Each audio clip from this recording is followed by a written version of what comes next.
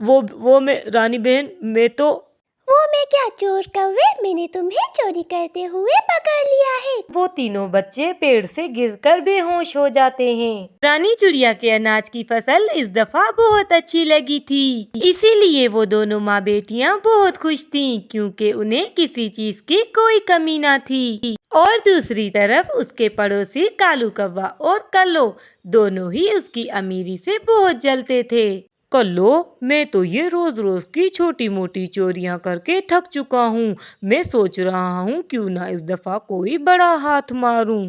कालू जी, ये तो बहुत अच्छा आइडिया है और इस वक्त हमारे पास चोरी करने का अच्छा मौका भी। मौका? कैसा मौका कल्लो? मैं कुछ समझा नहीं। कालू जी, वो है ना हमारी पड़ोसन रानी, वो बहुत अमीर है और इस दफा तो उसके अनाज की फसल भी बहुत अच्छी लगी है। मैं तो कहती हूँ आप उसका सारा अनाज ही चुरा लाएं। ठीक है कल्लो, मैं ऐसा ही करता हूँ। मैं रात होते ही उसका सारा अनाज चुरा लाऊंगा। यूँ वो दोनों शैतान कौवे चिड़िया के घर में चोरी करने का प्लान बना लेते हैं। और रात होते ही कालू कौवा उड़ता हुआ चिड़िया के घर के पास पहुँच जाता है। अरे वाह, ये तो बहुत अच्छा मौका है।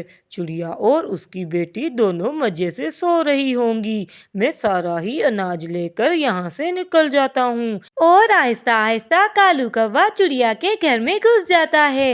रानी और लाली दोनों सोए हुए थे।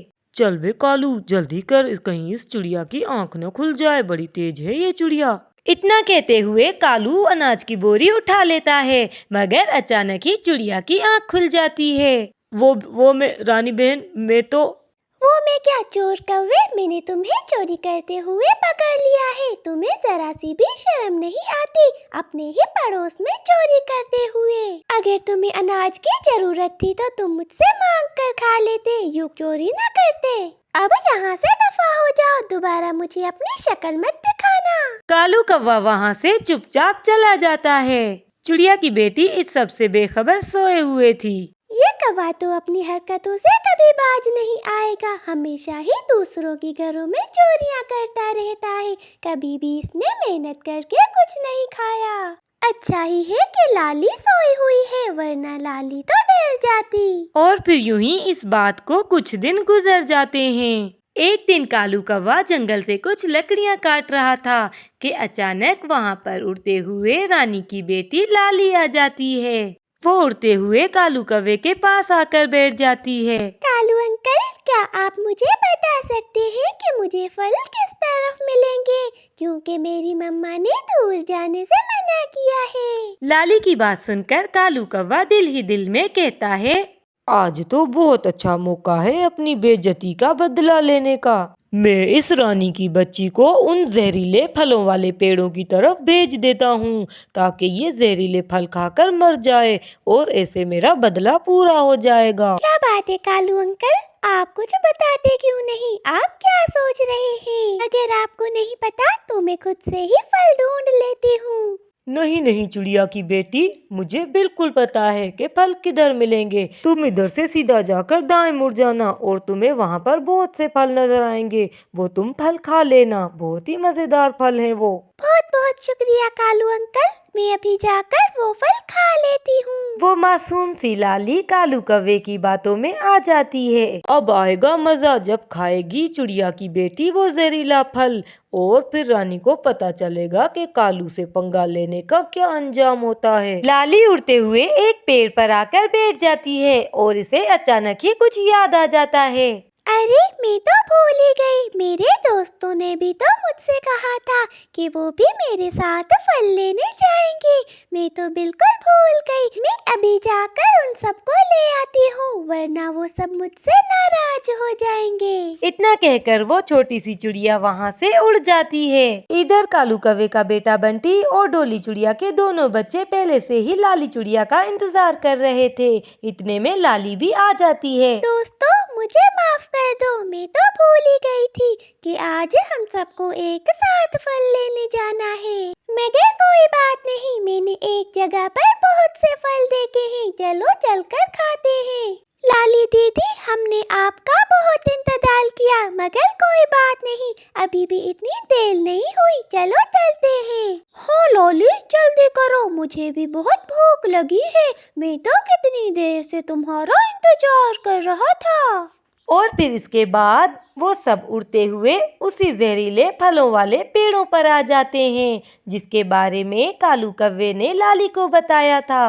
दोस्तों, मैंने आज आप सबको बहुत इंतजार करवाया है, इसीलिए मेरी सजा यही है कि पहले फल आप खाएंगे, फिर ही मैं खाऊंगी। इसके बाद वो सारे दोस्त वो जहरीले फल खाने लगते हैं। जहरीले फल खाने के बाद वो तीनों बच्चे पेड़ से गिरकर बेहोश हो जाते हैं। ये सब देखकर लाली बहुत परेशान हो जाती है। उसे तो कुछ समझ ही नहीं आ रहा था कि इन सबको क्या हो गया। अरे बाप रे, ये सब क्या हो गया? ये सब बेहोश क्यों हो गए? मैं अकेली क्या करूं? मैं अभी जाकर मम्मा को बताती हूँ।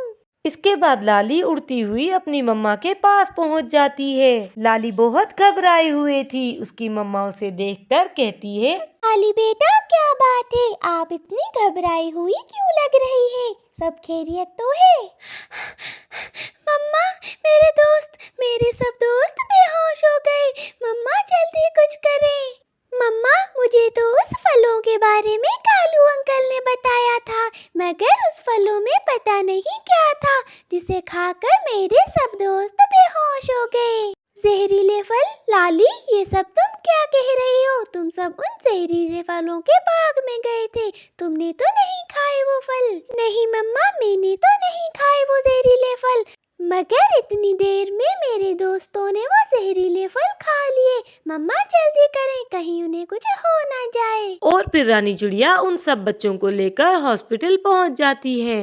रानी, आप इन बच्चों को वक्त पर हॉस्पिटल ले आई और इनका इलाज करवाया, इसीलिए अब ये खतरे से बाहर हैं। आप इन बच्चों का ख्याल रखें ताकि ये दोबारा कोई जहरीली चीज ना खाएं। कालू कौवा बहुत ही शर्मिंदा था, क्योंकि उसका किया उसका बेटा भुगत रहा था। रानी बहन सच ही कहते हैं, जो दूसरों का बुरा चाहता है तो उसके साथ ही बुरा होता है। मुझे माफ कर दो, मेरा किया मेरा बेटा भुगत रहा है, और आज अगर तुम ना होती तो मेरे बेटे की जान भी जा सकती थी। रानी बहन, जिस रात मैंने तुम्हारे घर में चोरी की, दरअसल उस रात मेरे पास खाने को कुछ भी न था, इसलिए मैं मजबूरी में तुम्हारे घर आया था। लेकिन अब मुझे एहसास हो गया है कि मुझे अपनी बेइज्जती का बदला इस तरह नहीं लेना चाहिए था। मुझे माफ कर दो रानी बहन। नहीं कालू भैया, मैं आपको तब तक नहीं माफ करूंगी जब तक आप चोरी और बुरे काम नहीं छोड़ देते। मेरा तुमसे वादा है रानी बहन, बस मुझे एक दफा माफ कर दो, मैं तमाम चोरी चकारियाँ छोड़ दूंगा। ठीक है, तो फिर तय हो गया। आज के बाद आप मेरी खेतों में काम करेंगे और अपनी जिंदगी मेहनत से गुजारेंगे। इसके बाद सब खुशी खुशी अपने घर को वापस आ जाते हैं।